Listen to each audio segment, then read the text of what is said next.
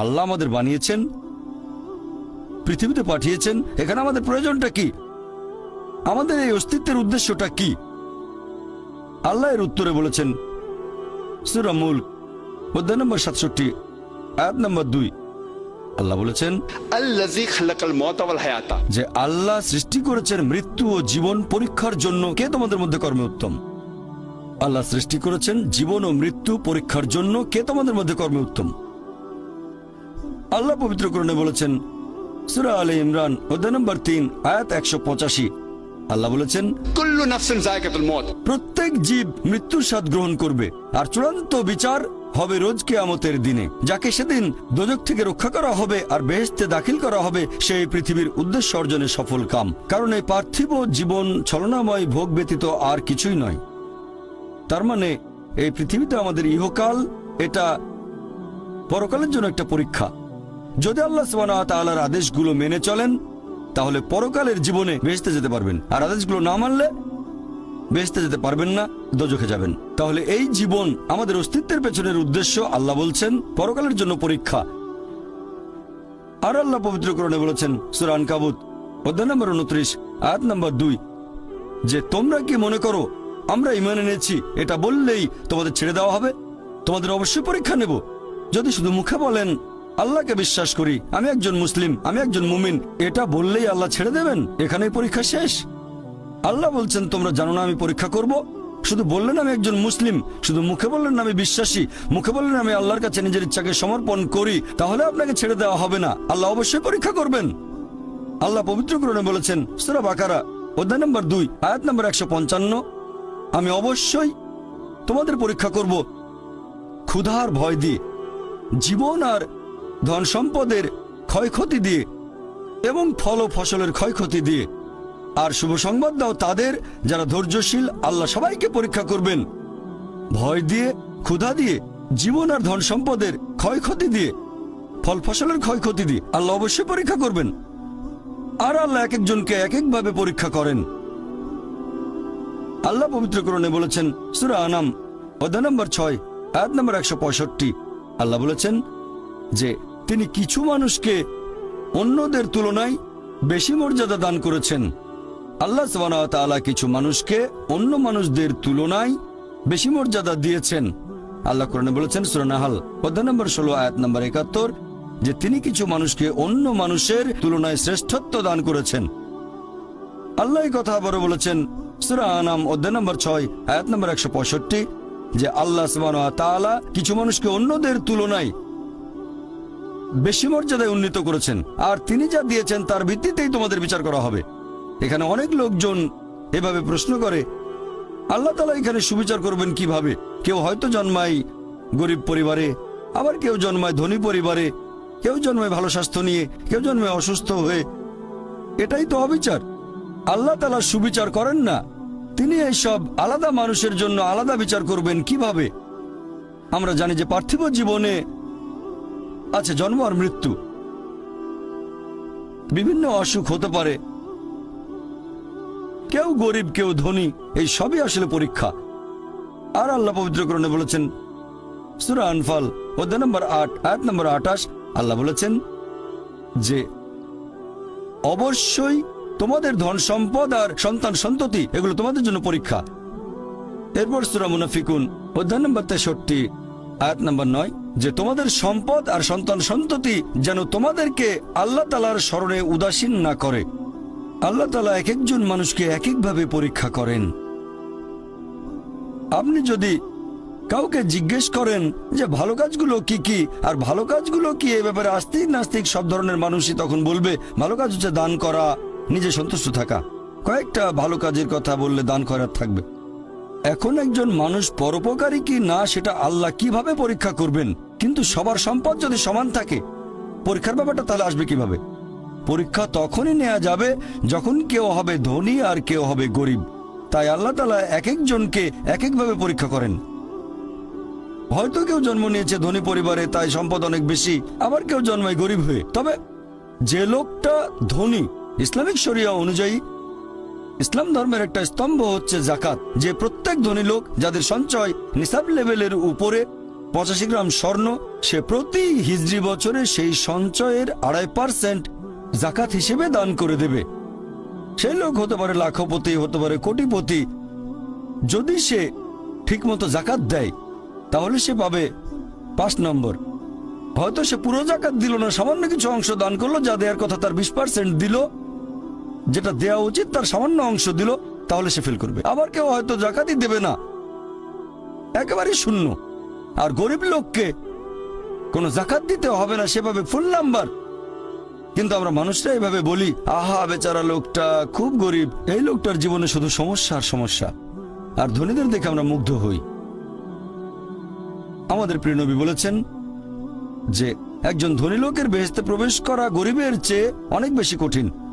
আর পবিত্র কোরআন বলছে সূরা আনফাল অধ্যায় নম্বর 8 আয়াত নম্বর 28, ধন সম্পদ তোমাদের জন্য পরীক্ষা, এটা পরীক্ষা। আমরা বোকা তাই এভাবে চিন্তা করি যে এই লোকটার অনেক টাকা, আল্লাহ অনেক রহমত দিয়েছেন, এটা একটা পরীক্ষা। যদি এই রহমত ঠিক মতো ব্যবহার না করেন, এটা অবশ্যই রহমত, তবে এই পরীক্ষায় ফেল করার সম্ভাবনা অনেক বেশি। যেমন ধরেন বোর্ডের একটা পরীক্ষার প্রশ্ন, গত বছরের কথা, 2 বছর আগের কথা, 2002 সালের কথা। সেবারের প্রশ্ন খুব কঠিন ছিল, বেশিরভাগ ছাত্রছাত্রী উত্তর দিতে পারেনি। পরের বছর সেই প্রশ্নটা আসলো না, তখন এটা বলা বোকামি, ও দুঃখ, এবার তো আসলো না, আপনি তো খুশি হবেন যে এবার আসেনি। তাহলে সম্পদ একটা পরীক্ষা। তাহলে যাদের ধন সম্পদ নেই তাদের জন্য ধনীদের তুলনায় বেহেশতে যাওয়াটা অনেক সহজ। আল্লাহ এক একজনকে এক একভাবে পরীক্ষা করেন। সেজন্য আল্লাহ বলেছেন তোমাদের ধন সম্পদ যেন তোমাদেরকে আল্লাহ তাআলার স্মরণে উদাসীন না করে, এটা একটা পরীক্ষা। আরেকটা পরীক্ষা হচ্ছে সন্তুষ্টি, নিজে সন্তুষ্ট থাকা। আর আমাদের নবী মুহাম্মদ সাল্লাল্লাহু আলাইহি ওয়াসাল্লাম বলেছেন, এটা আছে সহিহ বুখারীতে খণ্ড নম্বর 8 হাদিস নম্বর 447, নবী বলেছেন যদি কারো কাছে একটা পর্বত সমান স্বর্ণ থাকে সে এরকম আরেকটা চায়। যদি কারো কাছে 1 পাহাড় স্বর্ণ থাকে তারপরেও সে আরেকটা স্বর্ণের পাহাড় চায়। আর সর্বশেষে তার মুখগহ্বর পূর্ণ হয় কবরের মাটি দিয়ে। সে যত ধনী লোকই হোক, হয়তো সে পৃথিবীর মধ্যে সবচেয়ে ধনী লোক, তারপরেও সে আরো বেশি সম্পদ চায়। মানুষ সন্তুষ্ট হয় না, বেশিরভাগ মানুষ কখনোই সন্তুষ্ট হয় না। আল্লাহ পবিত্র কোরআনে বলেছেন সূরা নিসা অধ্যায় নম্বর 4 আয়াত নম্বর 32 যে আল্লাহ যেটা দিয়ে অন্য মানুষকে শ্রেষ্ঠত্ব দান করেছেন সেটার উপরে তোমরা কোনো রকম লালসা করো না। এভাবে বলবেন না যে হে আল্লাহ তুমি অমুককে অনেক সম্পদ দিয়েছো, অমুককে অনেক সুন্দর একটা গাড়ি দিয়েছো, এমন কিছু আল্লাহর কাছে চাইবেন না যেটা অন্য কাউকে আল্লাহ দিয়েছেন। এতে লোকসান হবে আপনার। আর আমাদের প্রিয় নবী মুহাম্মদ সাল্লাল্লাহু আলাইহি সাল্লাম বলেছেন, এটা আছে সহিহ বুখারীতে খণ্ড নম্বর 4, আমাদের নবী বলেছেন যে সেই লোকদের দেখো যাদের ভাগ্য তোমার চেয়ে খারাপ, সেই সব লোককে দেখো না যারা তোমার চেয়ে বেশি ভাগ্যবান। তা না হলে তোমরা আল্লাহ তাআলাকে স্মরণ করায় অবহেলা করতে পারো, তা না হলে প্রতিপালকের প্রতি অকৃতজ্ঞ হয়ে যেতে পারো। তাহলে নবী বলেছেন তাদেরকে দেখো যাদের ভাগ্য খারাপ। তখন আপনি বলছেন আচ্ছা এই লোকটার তো কোনো গাড়ি নেই, আমার একটা মারুতি অন্তত আছে। তাকে দেখবেন না যারা সে মার্সিডিজ, ও আমার মার্সিডিজ নেই কেন, ওই লোকের গাড়ি নেই, আমার তো একটা আছে। আপনি আল্লাহকে ধন্যবাদ জানাবেন। যখন মার্সিডিজ গাড়ির মালিকের সাথে নিজেকে তুলনা করবেন, ও আমার কেন মার্সিডিজ গাড়ি দিলেন না, তাদেরকে দেখবেন যাদের ভাগ্য খারাপ। তাহলে আপনি আল্লাহ সুবহানাহু ওয়া তাআলাকে স্মরণ করছেন। আর এটাই বৈশিষ্ট্য মানুষের। এরকম একটা গল্প যে এক লোকের মনে অনেক দুঃখ, কারণ তার কোনো জুতো নেই। তারপরে সে একটা লোককে দেখলো যার একটা পাই নেই। লোকটা অভিযোগ করতো আল্লাহর কাছে যে জুতো নেই, আল্লাহর কাছে অভিযোগ করতো আমার কোনো জুতো নেই। তারপরে সেই লোকটাকে দেখলো যার একটা পা নেই, তখন সে আল্লাহকে ধন্যবাদ জানালো আমার অন্তত 2টো পা আছে। তাহলে সন্তুষ্ট হওয়া একটা পরীক্ষা। আমাদের নবী মুহাম্মদ সাল্লাল্লাহু আলাইহি ওয়াসাল্লাম বলেছেন, এটা আছে সহিহ বুখারীতে খণ্ড নম্বর 8 যে সত্যিকারের সম্পদ হচ্ছে সন্তুষ্ট হওয়া, ধন সম্পত্তি নয়। সত্যিকারের সম্পদ হলো সন্তুষ্ট হওয়া, পরিতুষ্ট হওয়া। আপনার যা কিছু আছে সেটার জন্য বলবেন আলহামদুলিল্লাহ, সকল প্রশংসা আল্লাহর।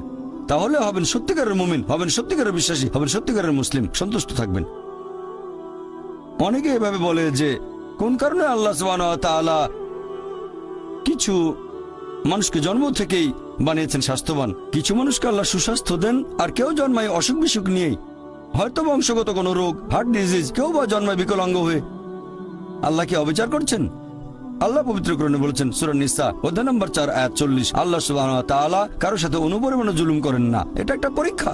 আল্লাহ এক একজনকে এক এক ভাবে পরীক্ষা করেন। এরকম হতে পারে যে শিশু এখন জন্মাচ্ছে, সেই সময় মাসুম নিষ্পাপ, তার কোনো দোষ নেই। আর পবিত্র কোরআন বলছে সূরা আনফাল অধ্যায় নম্বর 8 আয়াত নম্বর 28 যে তোমাদের ধন সম্পদ আর সন্তান সন্ততি তোমাদের জন্য পরীক্ষা। আল্লাহ কথাটা আবারও বলেছেন অধ্যায় নম্বর 63 আয়াত নম্বর 9 যে তোমাদের ধন সম্পদ সন্তান সন্ততি তোমাদেরকে যেন আল্লাহ তাআলার স্মরণে উদাসীন না করে। এরকম হতে পারে যে পরীক্ষা নেওয়া হচ্ছে বাবা মার, এটা বাবা মার জন্য পরীক্ষা। এরপর আপনারা দেখবেন যখন কোনো মানুষের উপর বিপর্যয় আসে, সেটা হয় পরীক্ষা অথবা একটা শাস্তি। যে লোকগুলো আল্লাহ তাআলার পথ থেকে দূরে সরে গেছে তাদের জন্য এটা শাস্তি, আর যারা আল্লাহর পথে আছে তাদের জন্য পরীক্ষা। হতে পারে যে বাবা মা খুব ভালো মুসলিম, 5 ওয়াক্ত নামাজ পড়েন, হয়তো যাকাত দিয়েছেন, হজ পালন করেন, রমজান মাসে রোজা রাখেন, আল্লাহ তাদের একটা সন্তান দিলেন জন্ম থেকে যার হার্টে সমস্যা। সত্যিকারের মুসলিম, সত্যিকারের মুমিন বলবে আলহামদুলিল্লাহ, আল্লাহ তাআলা তোমাকে অনেক ধন্যবাদ, আল্লাহ তাদের পরীক্ষা করছেন। আরেকটা লোক যে কৃতজ্ঞ নয় আর এই পরীক্ষায় হয়তো পাশও করবে না, সে বলবে কেন, সে লাফালাফি শুরু করবে, আল্লাহর কাছে অভিযোগ করবে যে কেন আল্লাহ তাআলা আমাকে এমন বিকলাঙ্গ সন্তান দিলেন জন্ম থেকে যার হার্টে সমস্যা। আর পরীক্ষা যত কঠিন পুরস্কার তত বেশি, পরীক্ষা যত কঠিন পুরস্কারের পরিমাণ তত বেশি। যেমন ধরেন আপনি পরীক্ষা দিচ্ছেন বিএ ডিগ্রি এক্সামিনেশন, যদি পাশ করেন তাহলে আপনি graduate, BA graduate in arts. তবে যদি এমবিবিএস পরীক্ষায় পাশ করেন তাহলে গ্র্যাজুয়েট হবেন, নামের আগে ডক্টর বসাবেন, ডক্টর। কিন্তু এমবিবিএস পরীক্ষায় পাশ করা এটা বিএ পরীক্ষায় পাশ করার চেয়ে অনেক বেশি কঠিন। তাহলে পরীক্ষা যত কঠিন পুরস্কারও তত বেশি। হতে পারে আল্লাহ এই বাবা মাকে সাধারণ বেহেশতে পাঠাতে চান না, পাঠাবেন জান্নাতুল ফেরদৌসে। তারা ধার্মিক, তারপরও আল্লাহ তাদের বেশি পুরস্কার দিতে চাচ্ছেন। আর এই কারণে আমাদের প্রিয় নবী মুহাম্মদ সাল্লাল্লাহু আলাইহি সাল্লাম বলেছেন, এটা আছে সুন্নান আল তিরমিজিতে, এক লোক জিজ্ঞেস করলো এই পৃথিবীতে কাকে সবচেয়ে বেশি পরীক্ষা দিতে হয়? নবী উত্তরে বললেন যে আল্লাহ সুবহানাহু ওয়া তাআলার সকল নবী রাসূলকে সবচেয়ে বেশি পরীক্ষা দিতে হয়।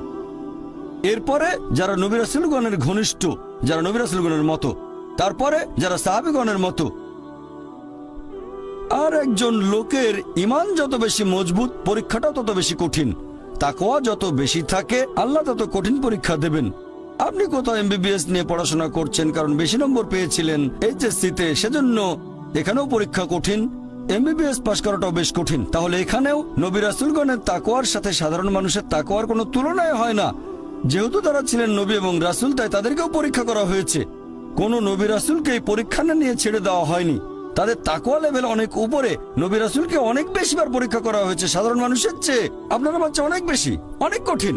তাহলে আপনার তাকওয়া যদি বেশি হয় আল্লাহ আপনাকে পরীক্ষা করবেন। সত্যিকারের মুমিন কোন বিপর্যয়ের মধ্যে পড়লে বলে সুবহানাল্লাহ, সকল প্রশংসা আল্লাহর, আলহামদুলিল্লাহ। সে ধরে নেয় এটা একটা পরীক্ষা। কোন বিপর্যয় আসলে সেটা হয় একটা পরীক্ষা অথবা একটা শাস্তি। নবীগণের তাকওয়া অনেক বেশি, তাদের জন্য এটা শাস্তি না, এটা পরীক্ষা। আর তারা পাশ করেছেন। যদি কারো জীবনে কোনো ভালো কিছু ঘটে সেটা হয় একটা পুরস্কার অথবা পরীক্ষা। সম্পদ হতে পারে পুরস্কার অথবা একটা পরীক্ষা। ভালো কোনো কিছু ঘটলে সেটা হয় পুরস্কার নয়তো একটা পরীক্ষা। অনেকে আল্লাহর পথ থেকে দূরে সরে যায়, তারপরে বলে আমাকে সম্পদ দাও, আল্লাহর সম্পদ দেন, তারপরে তারা পরীক্ষায় ফেল করে। তাহলে এই পৃথিবীতে তারা তাদের ইচ্ছে মতো আরামায়েশ করে, কিন্তু আখিরাতে শুধু ক্ষতিগ্রস্ত হয়। দান একটা পরীক্ষা, সন্তুষ্ট হওয়া পরীক্ষা, সন্তান সন্ততিও পরীক্ষা।